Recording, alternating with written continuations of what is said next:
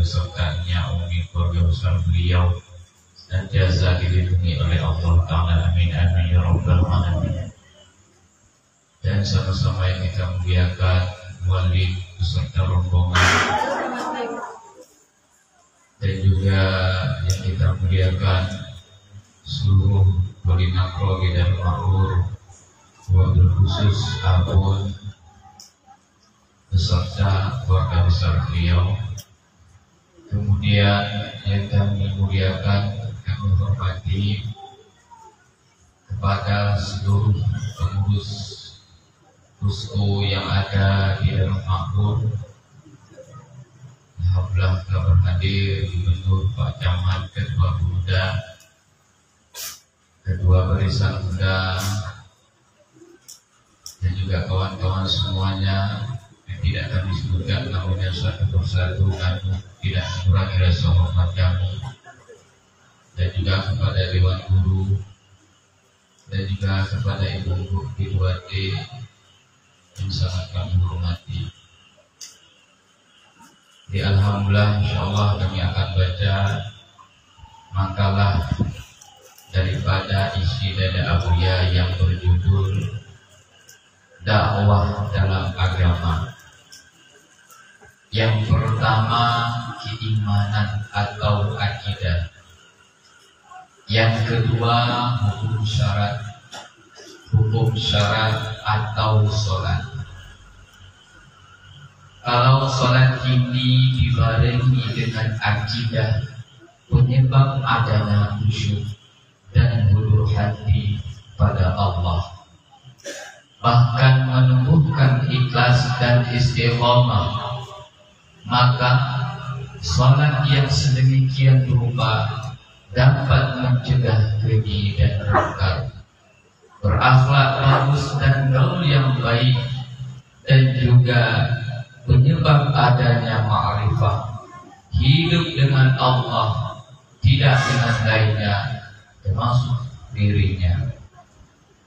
Sidang hadirin yang dimuliakan oleh Allah.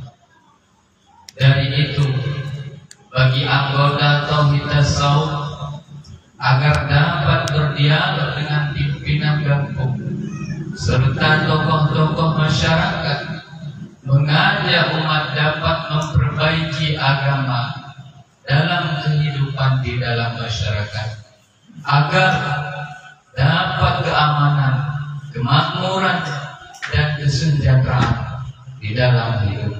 Sekian dan demikian. Terima kasih atas perhatian. Mohon maaf atas kesilapan. Hadanallahu wa iyyakum. Walid, ya. Sebut nama dan langsung pertanyaan.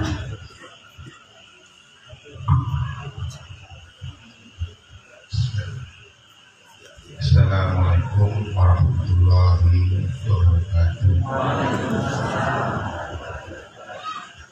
Para wali yang memuliakan dan para jemaah sekalian juga yang memuliakan. Nama saya Muslimin Walid dari kampung Tanfat Sumber Bakti. Yang ingin saya tanyakan, telah kita maklum semua bahwasanya kita telah mengucapkan kalimat syahadat kepada Allah Subhanahu wa Ta'ala.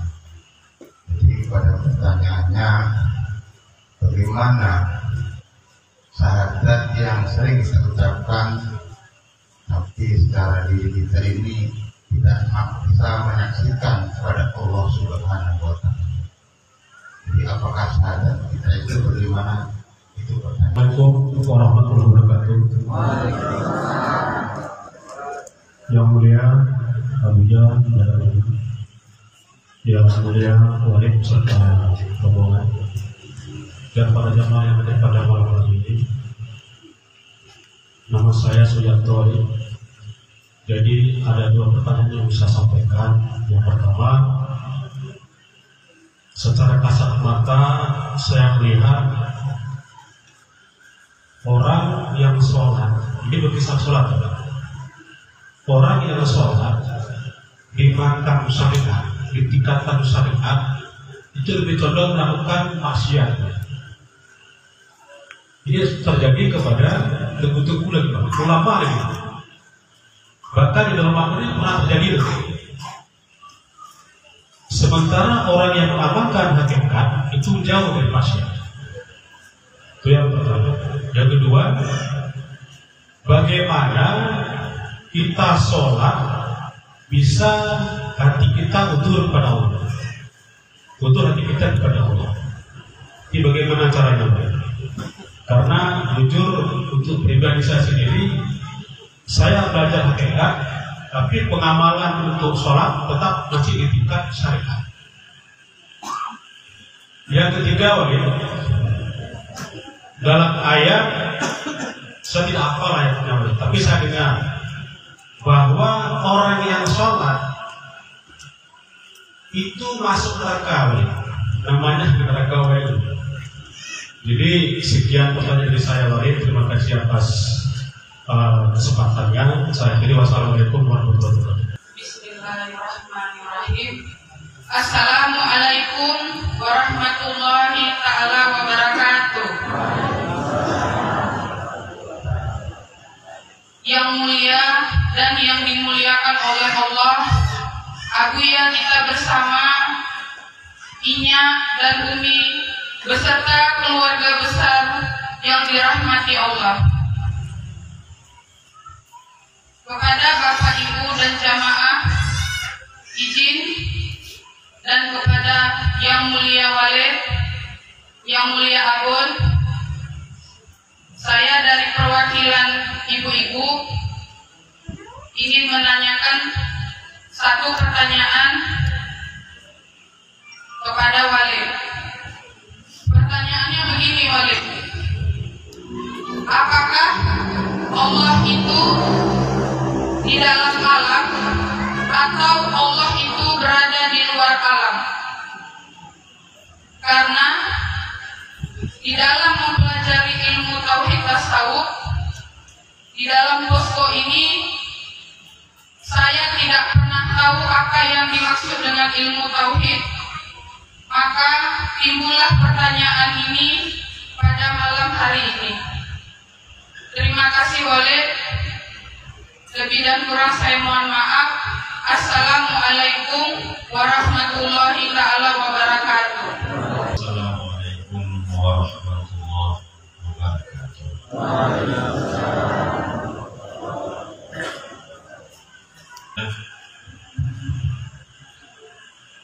Alhamdulillahilladzi anzala as-sakinata fi qulubil mu'minin. Wassalatu wassalamu ala sayyidina Muhammadin khairil anbiya'i wal mursalin wa ala alihi wa sahbihi wa man tabi'ahu bi ihsanin ila yaumil qiyamah. Rabbi shrah li sadri wa yassir li amri wahlul 'uqdatam min lisani yafqahu qawli.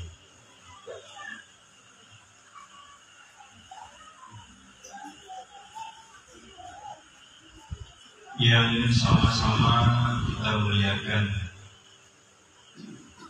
yang dimuliakan oleh Allah, yang kita cintai dan yang sangat mencintai kita, yaitu Abuya guru kita bersama beserta Inya dan Umi. Kita berdoa mudah-mudahan beliau sehat-sehat saja, panjangkan umurnya, mudahkan urusannya, sampaikan cita-citanya selalu dalam lindungan Allah Subhanahu wa Ta'ala.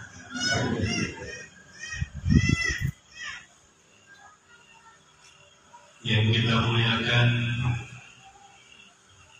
yaitu guru kita Abun sebagai wali nagro ini, di mana kita pada malam ini hadir di posko beliau, yaitu posko martabat yang begitu indah, luar biasa, yang kita hormati para guru-guru kita. Ada Tengku Rifani, ada Tengku Abbas, ada Tengku Ahmad, dan begitu juga guru-guru kita yang lain yang tidak kami sebutkan satu persatu. Begitu juga yang kita hormati hadir bersama kita ada Tengku Kimin,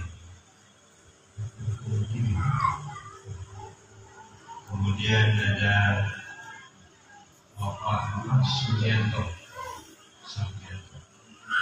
istimewa ada Pak Camat Tauhid Tasawuf, kemudian istimewa ada Ketua Panitia Jubir Tauhid Tasawuf, kemudian ada Bapak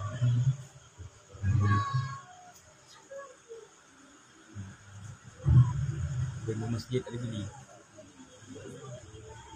Imam Masjid Al-Bili, kemudian ada Bendahara Fosuli, Bapak Idris, orang kaya Dharma, kemudian semuanya Bapak Ibu hadirin dan hadirat yang tidak dapat kami sebutkan satu persatu, yang dimuliakan oleh Allah Subhanahu wa Ta'ala.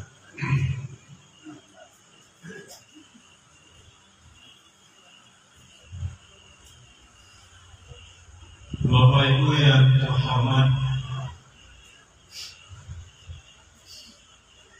tidak henti-hentinya kita bersyukur dengan kehadiran PTT, dengan perjuangan Buya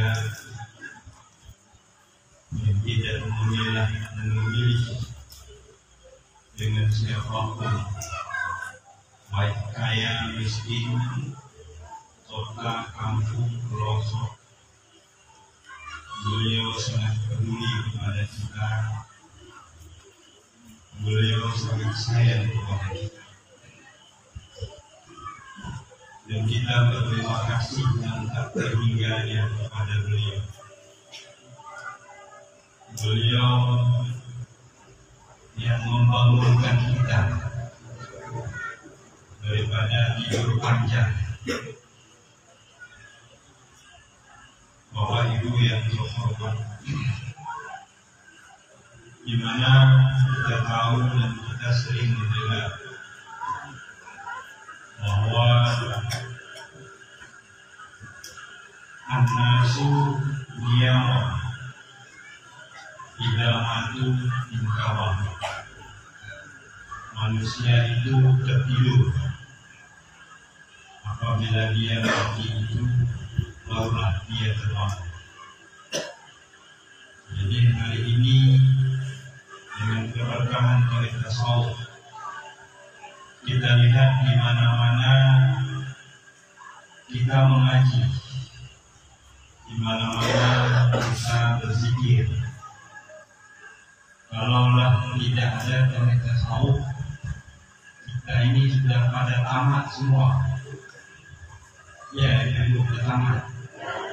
Maka sudah tamat, sudah mengaji dulu waktu TPA zaman dulu. Ada yang mengaji waktu TPA waktu itu tahun 70, karena dia lahir 60, 70 dia mengaji tahun 70.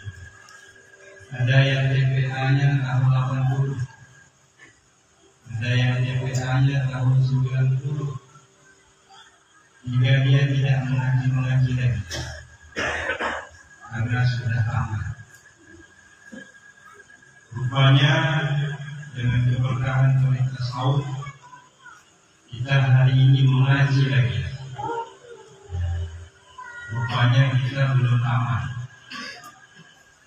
Kita berzikir, kita dididik oleh Aulia agar dapat mencintai Allah, mencintai Rasulullah, dan kita berakhlak yang mulia.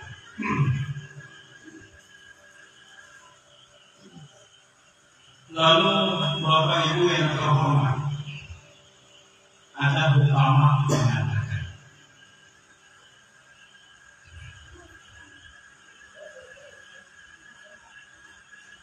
orang bermimpi,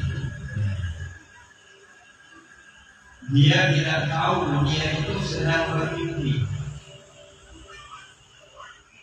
Orang bermimpi, dia tidak tahu bahwa dirinya sedang bermimpi. Kapan dia tahu? Setelah dia terbangun. Waktu kita terbangun, kan dalam mimpi tadi banyak yang enak-enak. Ada kue, ada ini, ada itu. Seakan-akan kita sudah ada semuanya. Baru tahu bahwa itu mimpi. Apa? Setelah kita terbangun. Begitu juga kita ini hidup di dunia ini, tak ubahnya seperti mimpi, Bapak Ibu ya. Sehingga orang mengejar-ngejar dunia terus, tidak habis-habisnya. Dunia ini kita kejar banyak, maka banyak itu tidak cukup. Maka Sayyidina Ali mengatakan orang yang paling kaya itu adalah orang Kanaah. Orang yang paling fakir itu, orang yang paling miskin itu adalah orang yang loba dan apa. Kalau orang Kanaah ada harta sedikit, ada uang sedikit, dia sudah merasa kaya. Jadi kalau orang tamak, orang loba, walaupun kebun sawitnya ini luas begini kebun sawitnya. Ada yang satu orang 100 hektar, ada satu orang 1 juta, ada yang seperti itu. Sudah punya uang beratus-ratus juta, sudah punya rumah, gedung, mobil mewah, tapi dia masih merasa tidak cukup. Kenapa? Karena dia loba dan apa. Lalu dia berpikir bahwa apa yang dia kejar itulah kebahagiaan. Padahal itu adalah mimpi. Kebahagiaan yang dia kejar di dunia itu adalah mimpi. Kapan dia baru sadar? Apabila dia sudah mati, barulah dia tahu yang selama ini semuanya itu yang kita kejar sia-sia. Yang kita bersungguh-sungguh selama ini, urusan dunia itu rupanya sia-sia. Kapan kita tahu? Yaitu setelah kita masuk kubur.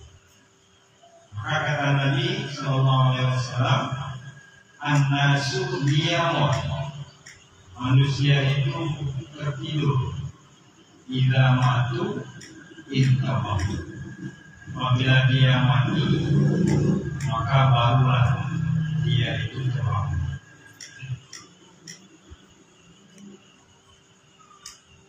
Jadi Bapak Ibu yang terhormat, bahwa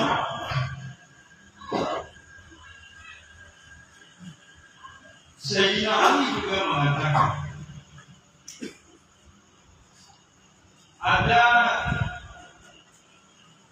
ilmuwan Ilmuwan itu maksud ilmuwan, dia bahkan dia tengku, dia ulama, di samping dia ulama, dia juga doktor, dia juga profesor, banyak ilmunya, banyak yang dia tahu. Kalau kita cerita masalah agama, dia lebih tahu. Kalau kita cerita masalah politik, dia lebih paham. Kalau kita cerita bisnis, dia ahlinya. Apa kata Sayyidina Anas? Orang yang banyak ilmu seperti itu, kalau dia tidak kenal kepada Tuhan, kalau dia tidak ada ilmu tentang ketuhanan, maka semua ilmu itu akan sia-sia. Lalu begitu juga ada orang yang punya harta banyak, punya gunung sawit seperti tadi, punya rumah yang mewah, punya mobil, bahkan sudah bukan 1, 2, sudah 3, punya kendaraan, semuanya serba ada.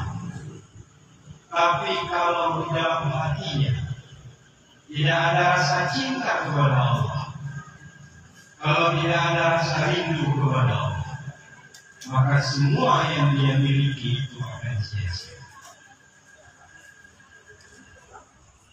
Lalu Bapak Ibu yang terhormat, kita hari ini maka kita dibangunkan oleh Allah agar kita kenal kepada Allah, agar kita dapat mencintai Allah, agar hati kita selalu rindu kepada Allah.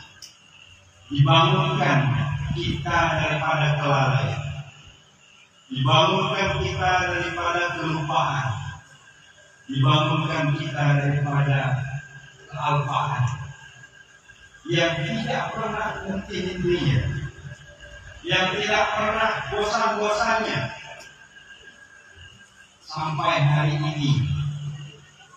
Baik itu kami sebagai anak-anaknya Abuya, kami sudah punya cucu, berarti Abuya sudah punya cicit. Tapi sampai hari ini kami masih dibangunkan oleh Allah, masih dipertanyakan oleh Allah. Ada kamu salat berjamaah, ada kamu mengajar, ada kamu berzikir, sampai hari ini masih ditanya oleh Allah. Kalau saya bertanya di rumah kamu ada beras, itu tidak pernah ditanya oleh Allah. Kamu ada belajar, cukup ruang di dapur, itu tidak pernah ditanya oleh Allah. Cuma Abuya yakin kalau kita dapat melakukan salat yang baik, dapat berzikir, kita ada belajar dan mengajar, maka kehidupan dunia kita itu akan dilunasi. Siapa yang selalu berpikir, siapa yang selalu merisaukan urusan akhirat, maka risau dunia ini akan dibayar oleh Allah. Risau akhirat itu apa itu? Risau tentang salat. Kita harus berpikir, istri kita salat nggak? Suami kita salat atau tidak? Anak-anak kita salat atau tidak? Itu selalu yang ada dalam pikiran kita. Istri saya berakhlak mulia atau tidak? Suami saya bagaimana dia di luar? Berakhlak atau tidak? Apakah dia mencintai Allah, mencintai Rasul? Itu selalu yang ada di dalam hatinya. Kalau dia merisaukan urusan akhirat, maka risau dunia ini akan dibayar oleh Allah. Risau dunia itu akan dilunasi ya. Maka itulah Abuya. Sampai hari ini kita melihat, kita menyaksikan, kalau kita melihat Abuya di rumah ibu-ibu tak sanggup kita lihat, sampai menetes air mata. Karena di rumah Abuya itu melepaskan lelahnya beliau di rumah. Sebab Abuya kalau dalam pengajian seperti ini, Abuya tegar, Abuya sehat. Kalau salat, Abuya itu tegar, Abuya sehat. Baru kita tahu Abuya sudah lemah waktu beliau bukan mengaji, bukan berzikir, bukan salat, waktu di rumah barulah nampak bahwa Abuya itu sangat lemah. Berbeda dengan kita. Kalau kita duduk di warung tegar, giliran berzikir kayak orang sakit. Kalau di kebun sawit kuat, tapi giliran salat seperti orang sakit. Ini kita berbeda dengan Abuya. Abuya giliran ibadah, giliran berzikir, giliran mengaji, beliau sehat. Tapi kalau kita lihat di rumah, sedih. Beliau lebih kalau pulang ke dosa, karena beliau katakan kalau saya di PAU itu tempat saya bekerja, kalau di Darussalam tempat saya istirahat. Pulang ke Darussalam mungkin itu sampai ke rumah duduk sebentar langsung berubah. Bila kita pulang kita lihat Abuya begitu sudah sangat kosong. Walaupun demikian, Abuya tidak berhenti membangunkan kita.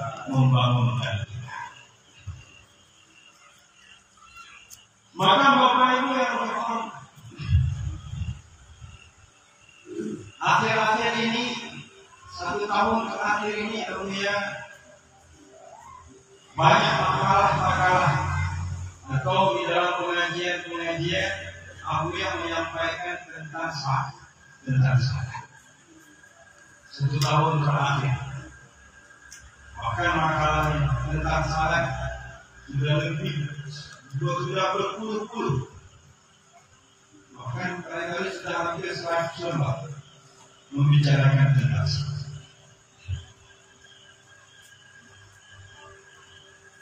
Lalu Bapak Ibu yang terhormat, maka kita berterima kasih kepada Abuya yang tidak terhingganya. Karena dengan Abuya inilah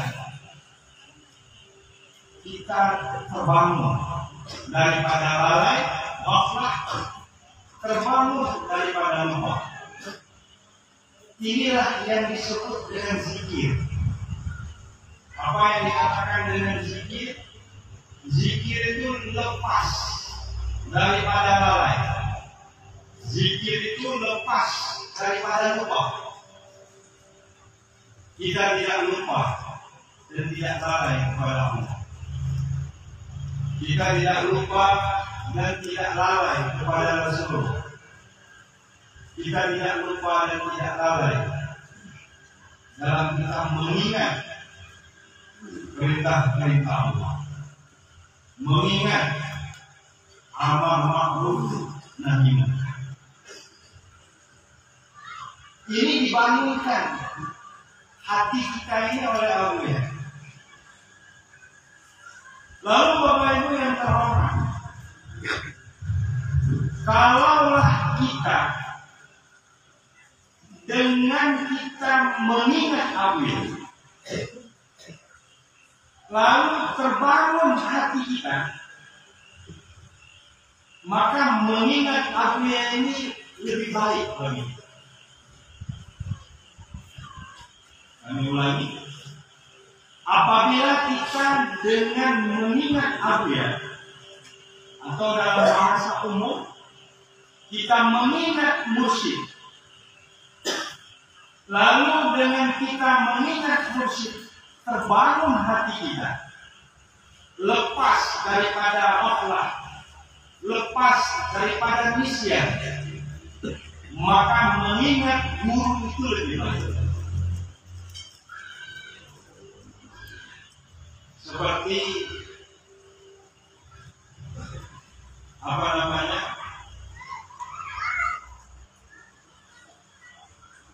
Tadi ada pertanyaan. Wailun lil musallin.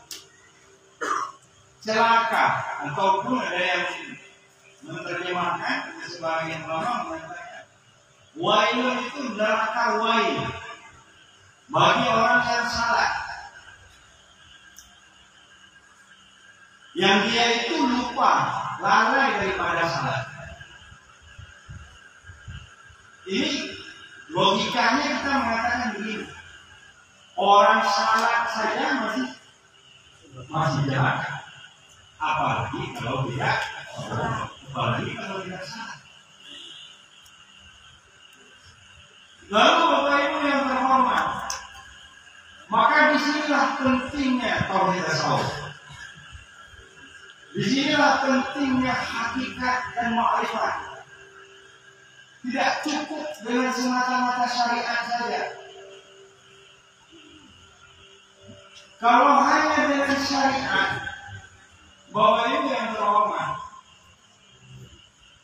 ini ada sebahagian ulama menerjemahkan begini. Seperti kita bercerita Mekah, seperti kita bercerita Madinah. Kalau kita bercerita Mekah itu begini. Ini promosi sedikit. Kalau mau umrah, wali. Jadi kata wali nanti kita begini. Harganya berapa? Ada yang 40, ada yang 37, ada yang 31, ada yang 26, ada yang 20. Jadi ceritanya begini, nanti di Madinah begini, maka begini. Tapi kita sudah dijelaskan sama oleh, diceritakan semua. Nanti naik pesawat kita begini, turun pesawat begini. Sudah diceritakan semua, tapi kita belum pergi. Itu namanya apa? Kenalnya kenal dari jauh. Itu disebut dengan syariat. Lalu setelah balik tadi bercerita, pergi nanti kita umrah sampai ke Madinah begini, sampai ke Mekah begini. Lalu kita naik pesawat, turun dari pesawat naik mobil. Waktu naik mobil itu, kita lihat, bu, coba lihat, itu masjid Nabawi. Itu masjid Nabawi. Sudah nampak kita lihat, tapi kita belum masuk. Itu mengenal sudah dari dekat.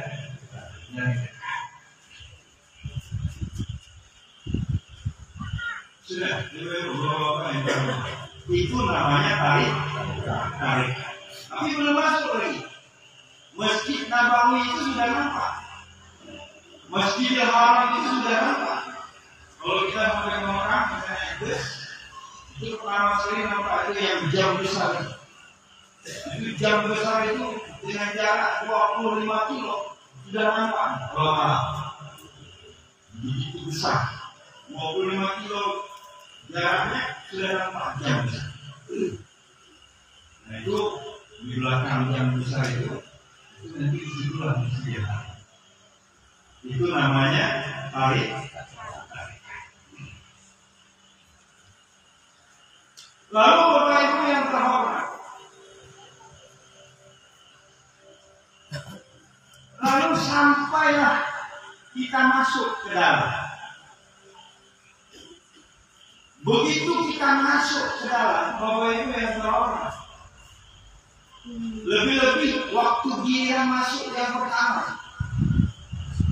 Masjid Nabawi, kalau kita masuk yang pertama itu itu kita waktu salat bisa nangis. Kenapa? Karena kita merasa sudah dekat sekali dengan Rasulullah.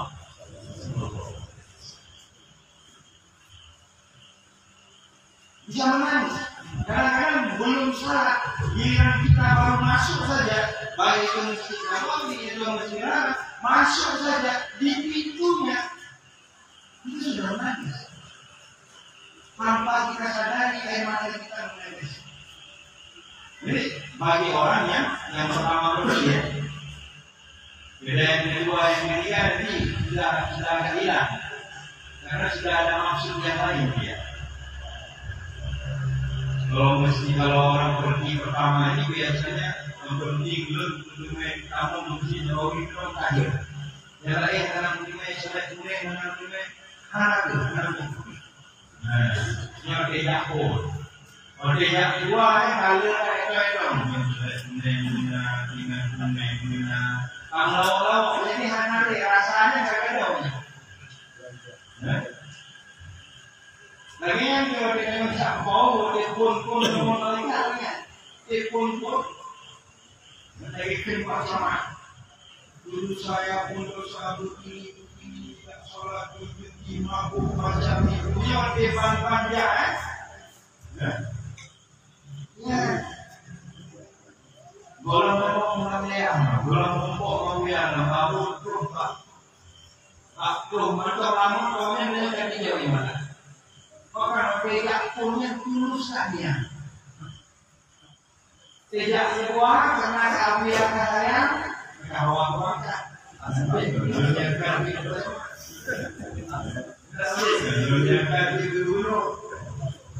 Dunia kami tidak keluar karena niatnya tidak tajam lagi. Jadi yang boleh tahu mewatekan masalah yang berkaitan lagi. Orang yang jatuh yang lain, karena tinggal satu lagi. Jatuh yang lain, karena tinggal satu lagi, karena tinggal bawah, karena tinggal berjauh. Cuma menyokong yang betul-betul rindu. Jadi perginya ke masjid tadi, perginya misalnya pergi, saya pergi salat supaya luar, itu kita pergi ke masjid jam 11, atau setengah 12, kita sudah mulai jalan. Mulai di masjid, sembahyang sunat, bapak berzikir sebentar, lalu sembahyang berjamaah, lalu kita berzikir lagi, kita sembahyang sunat lagi, macam-macam ibadah. Sudah jam 2, saya jauh, tak pulang. Ini kita mau makan tak apa-apa deh. Saya tak dapat makan tak juga tak apa-apa. Boleh pulang aja dulu. Saya di sini aja. Nah ini kalau orang yang sudah sangat rindu seperti itu, nggak ingat lagi dia makan, nggak terasa lagi dia makan, sehingga lupa yang lainnya. Yang nampak hanya Allah. Yang nampak kalau kita cerita umrah tadi, yang nampak itu hanya masjid Nabawi, hanya masjid Haram. Tidak ada yang lain. Itu disebut dengan malik.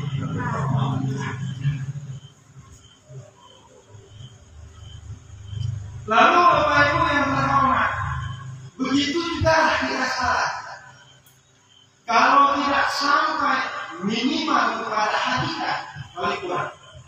Walaupun tidak sampai kepada makrifat, yang sampai kepada makrifat ini hanya orang-orang pilihan. Minimal kita harus sampai kepada hakikat.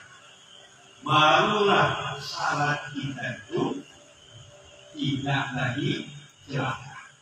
Barulah salat kita itu tidak lagi mendapat neraka. Ini jawaban dari jawaban kepada pertanyaan. Lalu ingat, aku ya sekarang Bapak Ibu yang terhormat, membangunkan kita agar kita betul-betul bisa bermakrifat kepada Allah, agar kita betul-betul kita dapat mengenal Allah. Sebab tadi ada pertanyaan apa ini? Khusyuk, ada yang pernah khusyuk deh? Aku yang mengatakan, apabila kita dapat melakukan salat dengan akidah yang benar, dengan iman yang bagus, dengan makrifat yang benar, barulah kita mendapat salat itu khusyuk.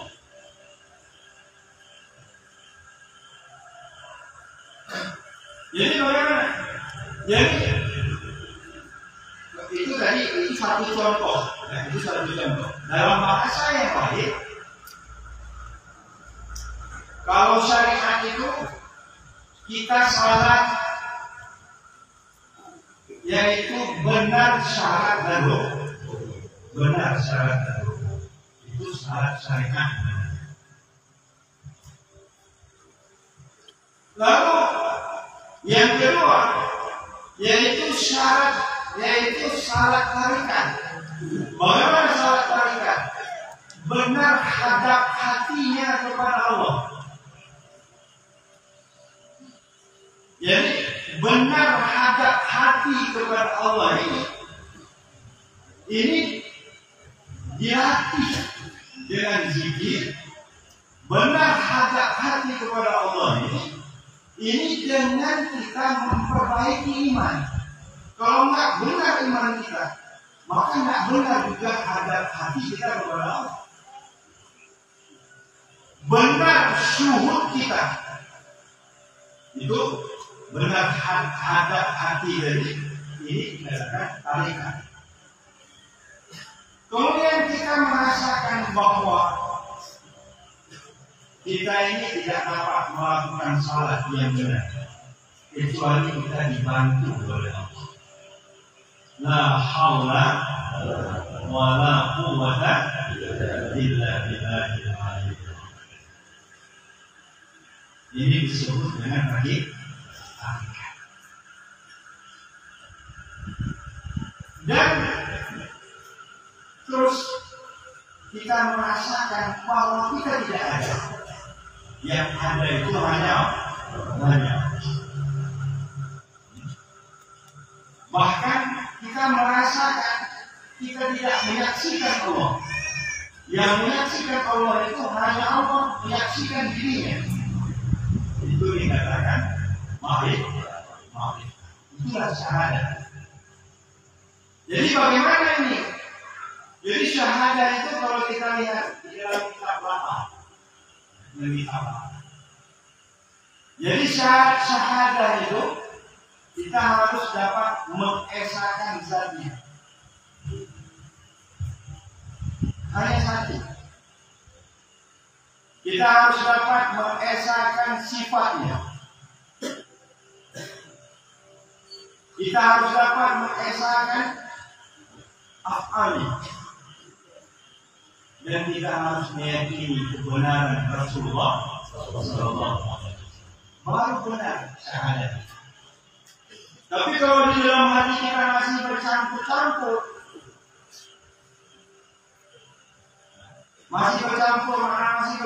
bagaimana? Gak yakin kita sepenuhnya kepada Allah. Punya anak kebun sawit semua. Antum nak terbayangnya dalam hati ini. Berarti belum benar syukur kita kepada Allah. Allahumma la mani'a lima a'taita wa la mu'tiya lima mana'ta.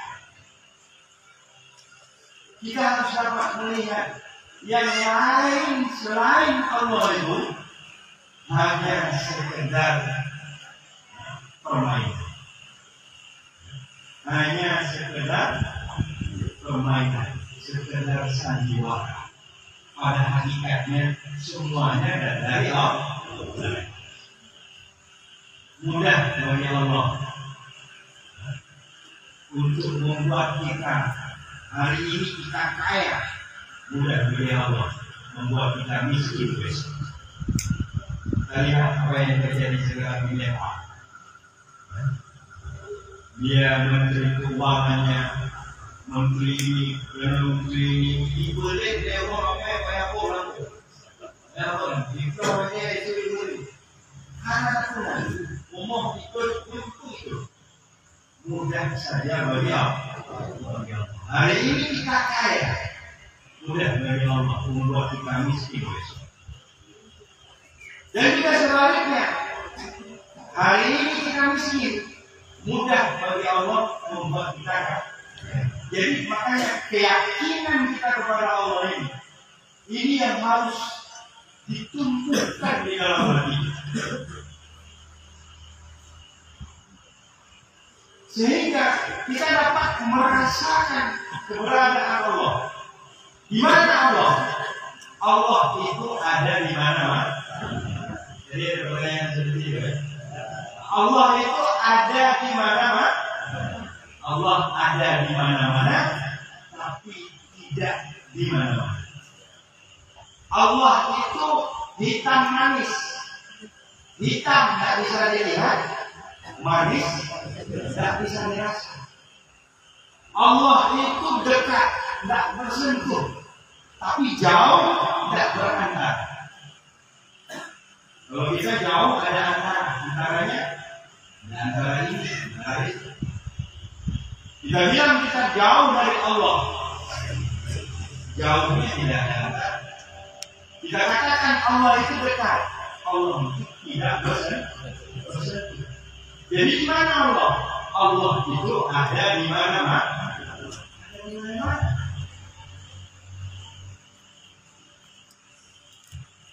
Sudah, ibu bapak yang terhormat.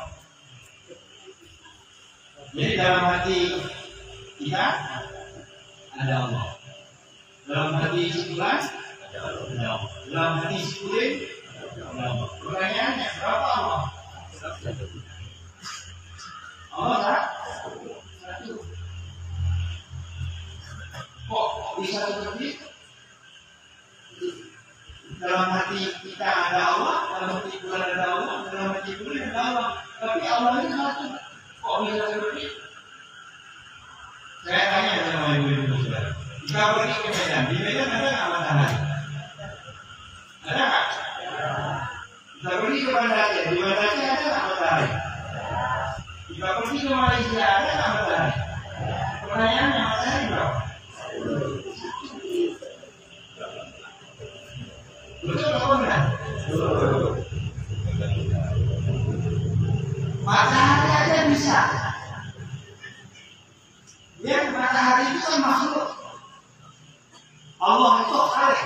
Khalik itu yang menciptakan. Matahari itu makhluk. Makhluk itu yang diciptakan. Yang diciptakan saja bisa seperti itu, apalagi penciptanya. Tahu nggak ibu-ibu berapa besarnya malaikat maut? Malaikat maut itu diceritakan dalam kitab Dalailul Ahkam. Kalau dia melihat bumi ini seperti kita melihat piring ini. Kita melihat piring ini, begitulah malaikat maut melihat bumi. Makanya kita enggak, gimana ya, orang Bangladesh mati sekarang, orang Indonesia mati sekarang juga. Orang di sana mati, gimana? Kapan mereka mau pergi ke sana, pergi ke sini? Enggak sulit. Karena mereka mau melihat bumi ini seperti kita melihat piring ini.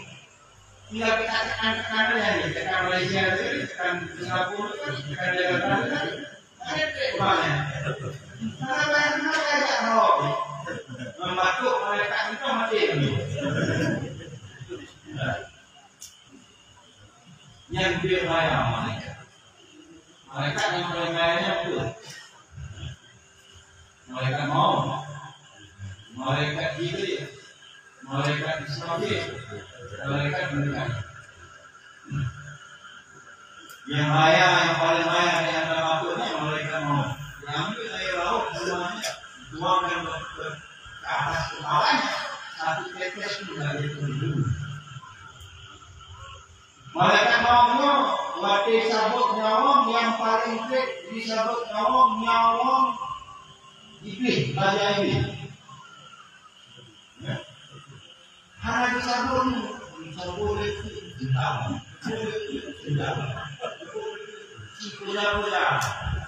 kulit timur, kulit barat, setelah tua ini mereka yang belum bayar mereka. Tapi hebatnya, anehnya pada suatu hari mereka mau bertanya kepada Allah, wahai Allah, adakah yang lebih besar dari saya? Apa kata Allah? Apakah kamu lupa kepada yang menciptakan kamu? Kata Allah, apakah kamu lupa kepada yang menciptakan kamu? Langsung sujud mereka. Akhirnya merayap malaikat mau, tapi Allah jauh lebih besar. Sudah terjawab. Sudah ya? Itu tadi contohnya matahari. Ini untuk pendekatan paham lagi. Kalau pendekatan paham, kita telepon orang kawan kita di Medan. Lagi ngapain itu? Saya lagi nonton Ronaldo, Barca lawan Barcelona. Nonton Ronaldo di Medan. Kawan kita di Malaysia kita telepon lagi. Kamu lagi ngapain itu? Nonton Ronaldo juga. Telepon kawan kita di Malaysia, nonton Ronaldo juga. Pertanyaannya, Ronaldo ada berapa? Itu. Ronaldo ada berapa? Ya, makhluk saja bisa seperti itu, apalagi yang menciptakan. Sudah ini makanya jangan rumit-rumit. Jangan Islam, Allah, Rasulullah, Allah, gimana ya? Tidak rumit. Allah itu boleh meliputi seluruhnya. Allah itu meliputi seluruhnya, ada di mana-mana, tapi tidak kemana-mana. Ada di mana-mana, tapi tidak kemana-mana. Allah dekat dengan kita, bahkan Allah sendiri yang mengatakan Allah itu lebih dekat kepada kita daripada keluarga kita.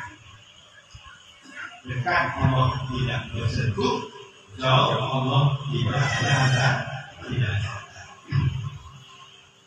Sudah terjawab semua. Apa lagi dari pertanyaan? Ya, nanti ujungnya begitu. Ujung. Ini naik dulu sedikit. Ada lagi? Kalau Pak Camat tadi apa pertanyaan?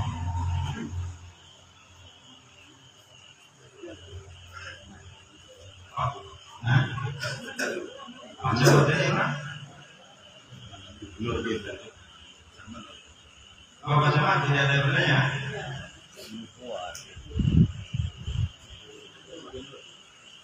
Dulu apa tadi? Yang lain. Syahadat sudah. Allah tadi ada di mana-mana sudah. Orang salat tadi. Ya.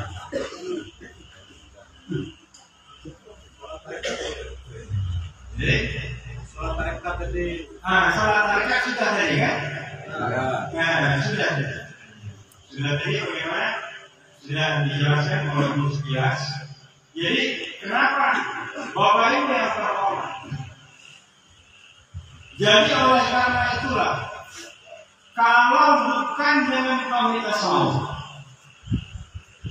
kalau bukan dengan ajaran ini, maka kita tidak merasa dekat kita dengan Allah.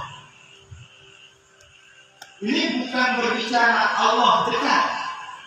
Allah sudah pasti dekat. Cuma kita sekarang tidak merasa dekat. Allah dekat. Kesalahan kita gimana? Kesalahan kita tidak merasa dekat. Ini kesalahan. Maka kalau kita tidak merasa dekat dengan Allah, maka kita mudah melakukan maksiat. Jangan sebenarnya begini, kita diajarkan boleh lihat di dalam kitab Tanwir Qulub. Dalam kitab Tanwir Qulub, bagaimana kita dilatih supaya dapat khusyuk, dilatih supaya dapat khusyuk. Bagaimana menghadirkan Allah?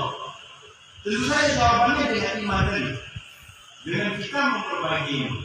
Kalau kita tidak juga dapat khusyuk dengan menghadirkan Allah, maka boleh bagi kita dengan kita menghadirkan guru.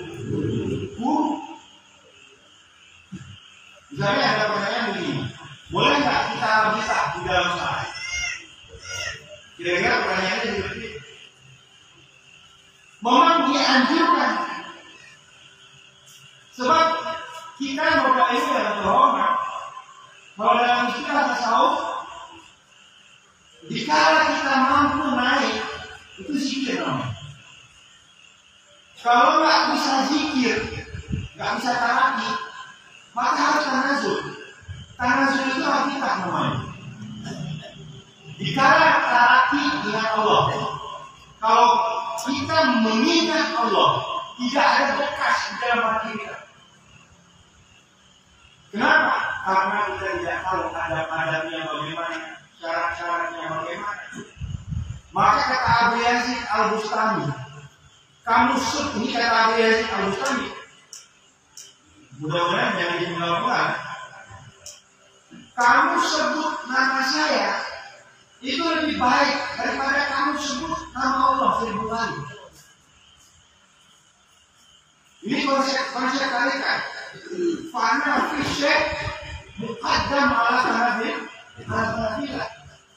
Kenapa? Karena kalau kata Abu Yazid Al-Bustami, karena waktu mengingat Allah tidak ada bekas di dalam hati kita. Kalau mengingat Allah tidak ada bekas di dalam hati kita, maka ingat guru.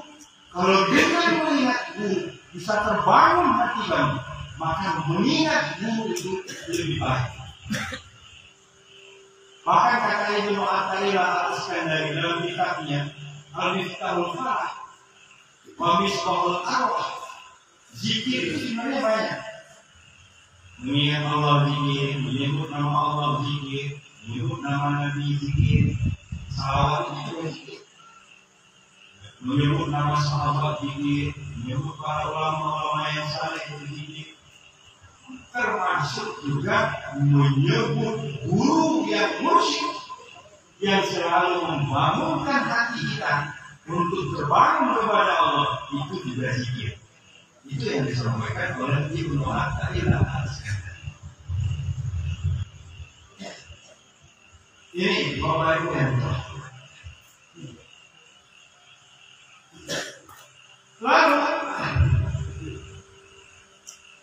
kata Imam Al-Ghazali, ini kan kita dibangunkan oleh Abu ya untuk mendapatkan hakikat, untuk mendapatkan ma'rifat.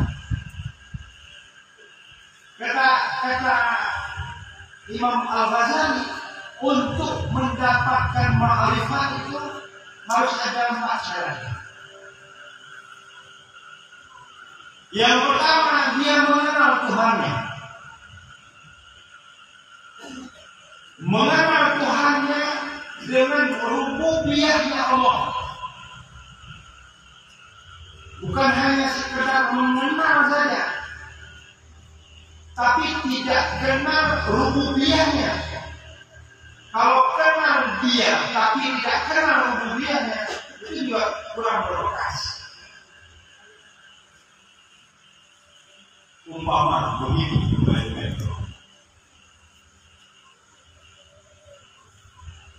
seperti kita bertemu dengan orang,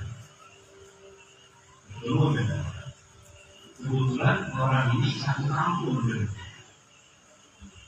karena kita satu kampung dengan dia. Dulu waktu kecil-kecil kita main-main dengan dia, kita macam-macam lah, bola macam ini. kecil-kecil. Lalu dia merantau masih sekolah. Pulang jadi jenderal. Kita nggak tahu bahwa dia ini jenderal. Dia ini ngomong pun, nggak tahu nanti itu. Orang lu, ayo mana dulu, ini jenderal. Bupati ini koordinator wali. Leo. Siapa?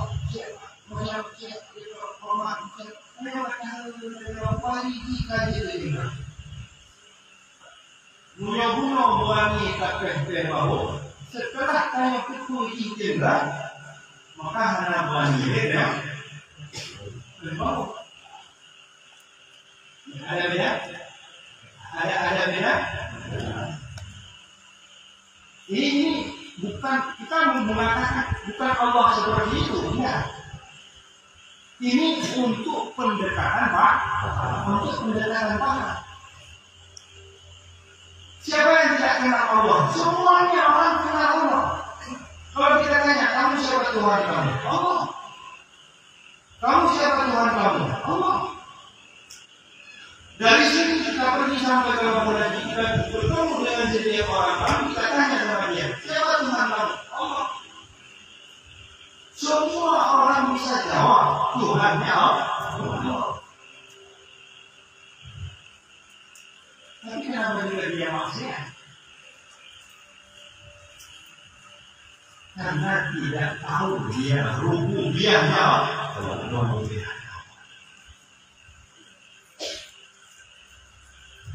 Kalau kita tahu kita rububiyahnya Allah, kita tahu keperkasaannya Allah, kita tahu kekuasaannya Allah, apakah kita berani maksiat? Ini kita tidak berani. Kita tahu oleh dia sudah jadi kapolres, kita tidak berani macam-macam. Apalagi kalau dia kapolres, apalagi kalau dia jenderal macam ini. Ini kata Imam Al-Ghazali, yang pertama kita harus kenal Allah dengan rububiyahnya Allah. Yang kedua, kita harus kenal kepada diri kita dengan rububiyah kita. Kita harus tahu kepada diri kita, man arafa nafsahu faqad arafa rabbahu. Man arafa rabbahu fasadat yasalu qulub. Kita kenal kepada diri kita, bukan hanya kenal diri saja, tapi kenal diri itu dengan ubudiyahnya kita. Apa ubudiyah kita? Dalam bahasa Aceh disebut dengan hina, la'ef, ufana. Ini bukan betul bahwa programnya hina, la'ef, ufana. Maka yang mana terguna kekuatan dana, kemuliaan dana, hanya akan habis. Semua akan kembali kepada Allah. Semua akan masuk berpindah kampung. Kemana kampung kita? Di Balikpapan.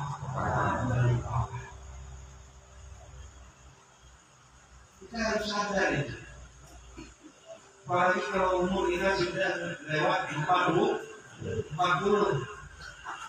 Kata Nabi Sallallahu Alaihi Wasallam, kalau sudah umur 40 belum juga bertaubat, maka bersiap-siap yang bermusyawarah. Kalau kita dari satu itu naik, 1, 2, 3, 4, 5, 35, 36, 37, 38, 39, 40 naik. Dia 41, kalau 42 dia turun. Ini kalau yang belum perlu tak sadar, dia merasa kalau sudah 40 mulai kan, dan sudah mulai goyang-goyang, sering sakit-sakit. Itu tidak dibayangnya. Ini bukan masalah kita, bukan masalah itu ya. Sudah mampu dua, mampu kelompok,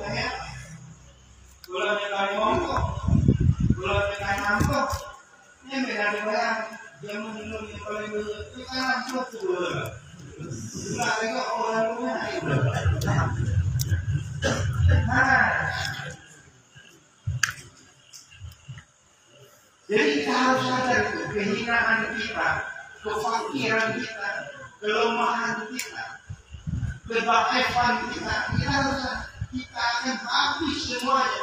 Kita datang ke dunia ini tidak bawa apa-apa. Ingat, kita akan pulang dengan tidak bawa apa-apa. Kita datang di balut, nanti kita pulang juga di balut. Orang bolanya kan di balut, menuju balut. Ban datang di balut. Ingat, pulang kita juga di balut. Di mana balut lagi? Di balut, kampungnya kalau diri sama. Cuma orang kita cara kan lagi dia rampung belum. Kita akan seperti itu kita mengenal diri. Yang kedua, yang ketiga apa kata Imam Ghazali? Dia harus kenal akhirat, harus tahu dia akhirat, bahwa akhirat itulah kampung kita. Kampung di dunia ini tidak lama, berapa lama kita di dunia ini? Lama kita di dunia ini sampai mati. Sampai mati itu lama atau tidak? Ya. Kalau mati kita besok mati berapa hari? Satu hari cuma. Kalau kita mati umpamanya minggu depan, sampai mati itu berapa hari? Cuma 7 hari. Di dunia ini tidak lama. Berapa lamanya? Sampai mati. Sampai mati itu tidak lama. Kalau kita mati seminggu lagi, berarti sampai mati itu cuma 7 hari.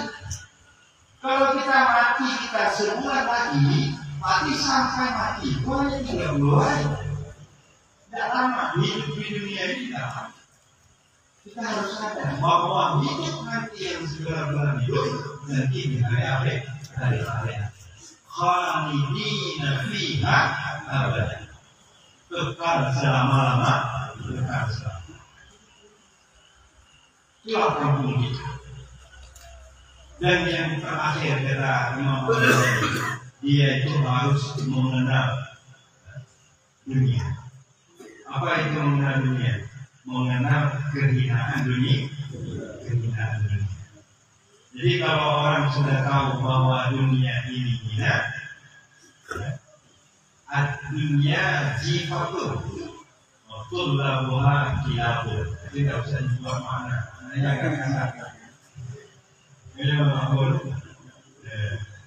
Jadi maknanya bukan dunia jifatun, tullabuha kilabun. Jadi dunia itu tidak.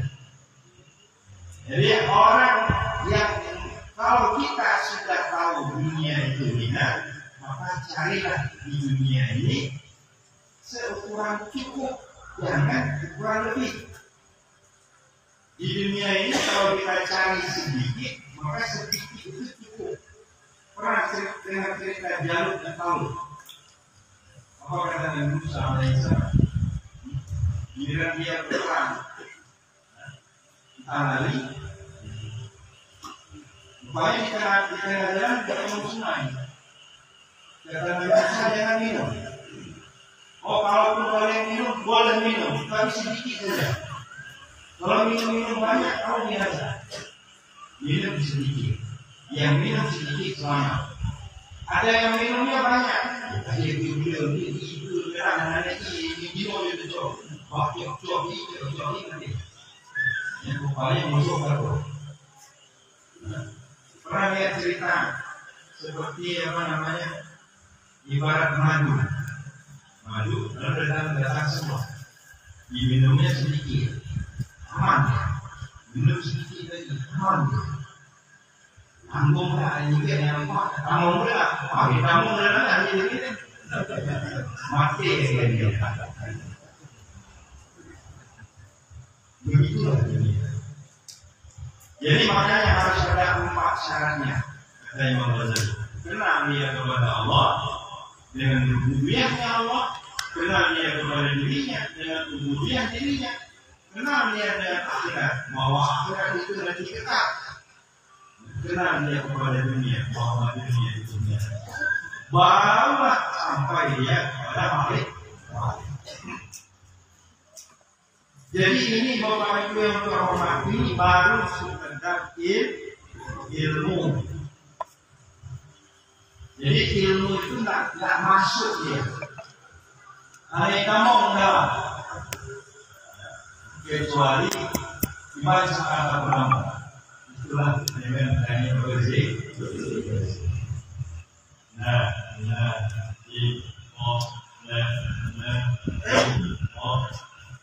La ilaha illallah ismi man dakhalahu amina mi'ala.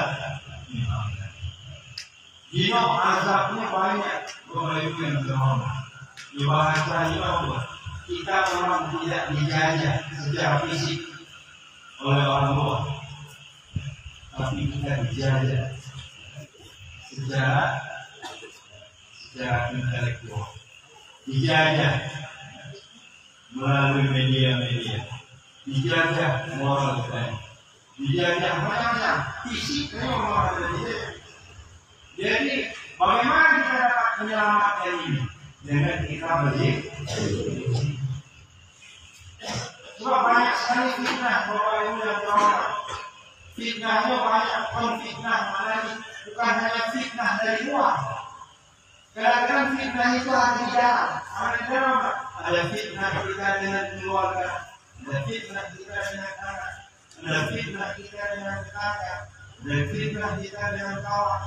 Dan macam-macam. Ini golongan yang lain, golongan penyakit asal, susah melihat orang senang. Goblok burung sawi, dan yang stres. Goblok makobau, dan yang muak. Goblok najin, yang belum kaya. Ya ada boleh.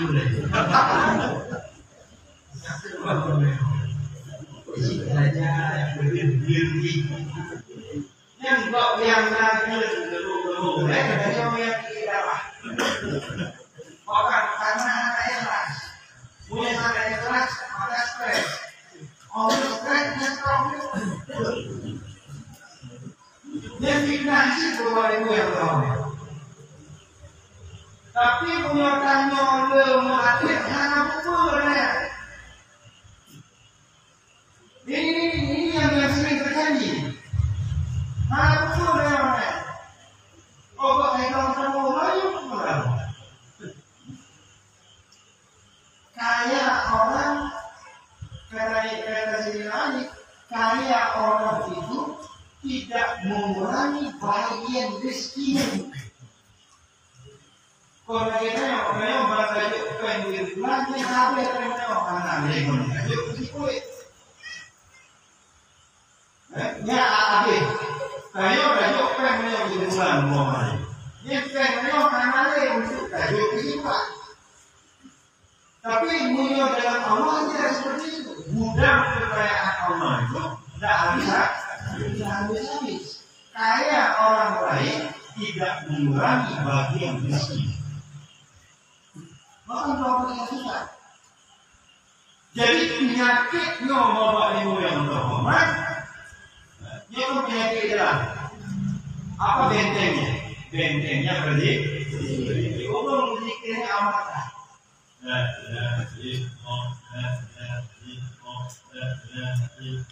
Aman saja. Aman.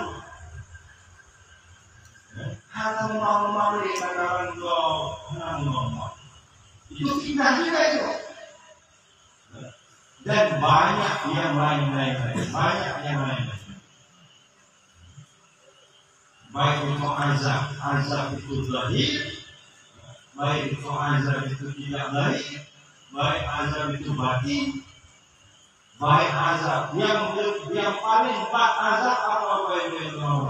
Yang paling berat azab itu adalah kita jauh dari Allah. Kenapa kita malas berzikir? Kenapa kita malas berzikir? Karena Allah tidak suka orang. Bahkan yang mati, yang kayu mati ini sebenarnya yang ingin kanda Allah adalah ini. Bukan yang sebenarnya, bukan yang beribadah sah. Karena Allah tidak suka kepada kamu dan Allah tidak ingin bertemu dengan. Jadi makanya Bapak Ibu yang terhormat, apabila lewat semangat menulis pada yang bagian terlalu lumayan bagian terlalu bagian tidak aja karena semangat rumah luar biasa. Jadi Bapak Ibu yang terhormat, ini semua adalah keberkahan Allah.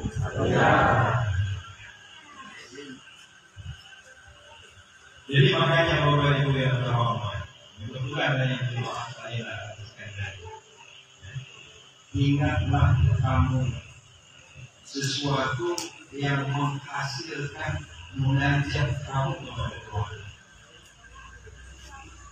Munajat itu apa? Munajat itu ada satu perbuatan yang membuat kamu terasa dekat dengan Allah. Perbuatan ini umum. Ada perbuatan itu adalah tubuhnya. Ada perbuatan itu lidah kita. Ada perbuatan itu hati kita. Maka lakukanlah itu. Apa yang merasa kamu dekat kepada Allah.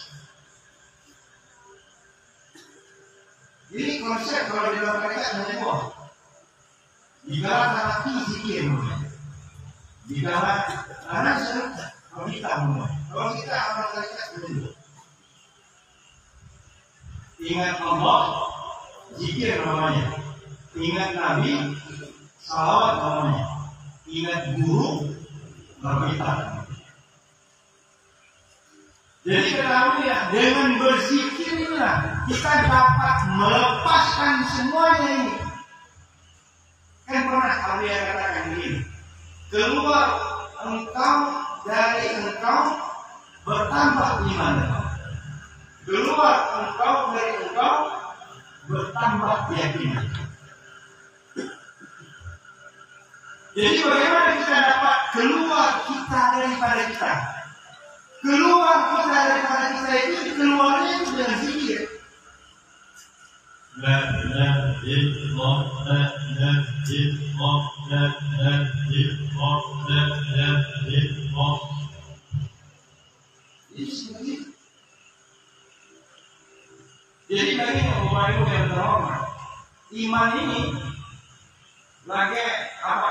Orang bijak mengatakan bukan ombak yang besar, tapi kapal kita yang terlalu kecil. Mereka tahu dari jalur ini oleng, tapi mereka kapal saya di dalamnya hanya terlalu satu. Lagian terkait omongnya iman terkait tipis, maka sedikit masalah kita sudah tahu. Tidak boleh masalahnya. Mana itu gimana? Imam belum. Yang mana ya? Yang belum imam cara ulama. Yang mana imam belum. Mana dua itu. Mana lagi boleh. Itu belum. Mau bahas semua. Terus aja ya. Motor ya, ngomongnya tapi galau juga. Tapi kalau mau ya, ini dua, anda lihat loh. Dakwah, pengajian, tanggung jawab, bosku, kerja itu. Ada orang mungkin. Orang karena beliau ahli, saya orang kemana nanti. Saya dari Jawa Bapak Ibu yang terhormat. Saya memanfaatkan hal rumah. Bukan Pak, rumah. Saya harus rumah. Yang lewat. Bukan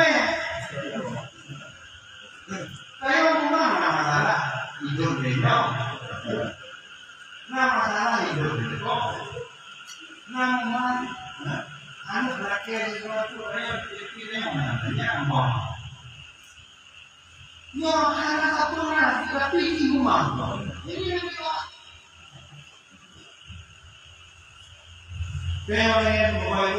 jadi ubah katanya ubah iman yang paling gak depannya dua.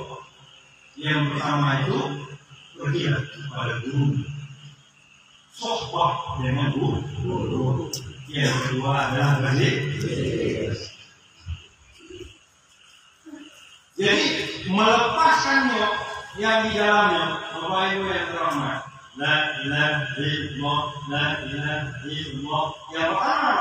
Yang pertama itu tidak ada yang disembah dengan sebenar-benarnya kecuali Allah.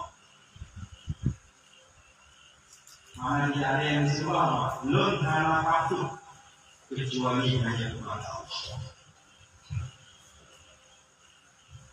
Kamu mati kalau punya istiqamah dengan mati. Lagi bulan Pak Camat, luar biasa. Bulan aku nanti benar, kecuali mati nih. Nah betul orang, nanti betul. Dan betul orang syaratnya tidak boleh libur. Dia libur satu malam bulan Ramadan. Dia awal dia betul apa boleh? Nah, bapak dia bapak dulu. Dia kaya mengkali cerita bapak dia apa? Jadi bapak dia mana? Mati betul malam, minimal 50 waktu malam. Sebelum tidur. 100 malam bersambung-sambung nanti belum benar. Kalau ada apa-apa, jadi dengan istiqamah kita berzikir la ilaha illallah, la ilaha illallah, la ilaha illallah, nanti baru terasa tidak ada maksud kecuali Allah. Kapan kita sadar bahwa tidak ada maksud selain Allah? Sekarang pertanyaannya, kalau kita berdosa, Bapak Ibu yang berhormat, kalau kita salah, kalau kita jahat, siapa yang mau terima kita? Siapa? Ada orang yang mau terima kita. Yang mau terima kita itu pertama Allah. Yang kedua yang mau terima kita Nabi. Yang ketiga yang mau terima kita itu adalah guru. Kalau kita pergi sama dia, pernah dia tanya, kamu punya aku namanya? Pernah dia bilang itu? Barulah kita sadar bahwa tidak ada yang dimaksud kecuali Allah. Terus kita berpikir lagi. Nampaklah bahwa dunia ini seperti fata morgana. Apa itu fata morgana? Seperti bayang-bayang. Apa itu fata morgana? Seperti kita lihat air dari jauh. Begitu sampai kita gitu, semuanya air itu tidak ada. Barulah terasa kita. Dunia ini fata morgana. Barulah terasa kita. Tidak ada yang mau dengan sebenar-benarnya kecuali Allah. Hakikatnya semua ini adalah Allah. Cuman kalau dalam ajaran tasawuf hanya disebut Muhammad. Kenapa? Karena Muhammad ini insan kami manusia sempurna itu Muhammad. Jadi Muhammad ini mazharnya Allah. Hakikatnya apa? Allah. Hakikatnya Allah. Karena kita tidak punya hakikat. Ini yang dimaksud dalam Yang mau dikatakan dalam tasawuf hakikat alam ini semuanya Allah. Wujud Allah itu wujud mahal. Wujud kita ini adalah wujud limpah. Kita wujud Allah itu wujud istiqlal namanya. Adapun wujud kita ini adalah wujud istifabah. Pada hakikatnya kita tidak ada wujud. Apa hakikatnya? Hakikatnya itu Allah. Maka hakikat Muhammad itu adalah Allah. Jangan Muhammad, semua alam ini hakikatnya adalah Allah. Jadi makanya orang tasawuf itu dia tidak mau berdiri pada yang lahir ini. Dia melihat pada hakikat. Itulah nama tuwalu bersama wajib Allah. Kemanapun kamu berpaling, di sana itu ada Allah. Orang-orang yang sudah dekat kepada Allah, apapun yang dia lihat, yang nampak itu Allah. Dia dapat menyaksikan satu di dalam banyak. Apa menyaksikan satu di dalam banyak? Apapun yang dia lihat, yang nampak itu Allah. Hakikatnya adalah Allah. Ini sebenarnya banyak lagi yang ingin boleh sampaikan. Tapi waktu kita yang membatasi kita. Nanti ada satu lagi yang belum biasa, tapi pada kali yang lain. Jadi kalau sampai lagi lah 15 menit lagi. Jadi sejak 12. Ini ada yang jauh, paling jauh balik. Yang mana? Mau pulang ke sana kan? Tripa 2, Tripa 1, Senaan 1. Jauh balik dekat. Lebih jauh balik. Jadi cukup sampai di sini, mudah-mudahan ada manfaatnya untuk kita semua. Jadi makanya ini dari awalnya sudah jawab. Bagaimana kesimpulannya? Bagaimana kita dapat melakukan salat dengan akidah yang baik? Bagaimana kita dapat melakukan salat dengan iman yang bagus? Maka salat itu dapat dilakukan dengan khusyuk. Maka salat itu dapat mencegah yang inna salata tanha 'anil fahsya'i wal munkar. Kalau salatnya itu dengan iman yang bagus, dapat mencegah yang keji, dapat mencegah yang munkar. Kalau salat itu dengan iman yang bagus, dapat melahirkan akhlak yang mulia. Salat dengan iman yang bagus dapat melahirkan makrifat. Ini yang dicita-citakan oleh Abu ya. Agar kita semua dapat melakukan salat dengan baik, kita dan anak-anak kita. Nah, Bapak yang terhormat, ikut balik ya. Saya berjanji tidak lagi meninggalkan salat. Begitu juga anak-anak saya. Saya harus bertanya kepada anak saya. Paling kurang 5 kali. Satu hari satu malam. Apakah kamu sudah salat? Walaupun saya lupa menanyakan. Apakah kamu sudah makan? Tapi jangan pernah lupa menanyakan salat. Apabila saya ingkar janji, maka saya berdosa kepada Allah, kepada Rasul, kepada Ambiya. Allah jadi Bapak Ambiya ingkar lagi ya. Jadi beliau dari situ dia bagaimana Allah ikrar. Ikrar tidak lagi meninggalkan salat.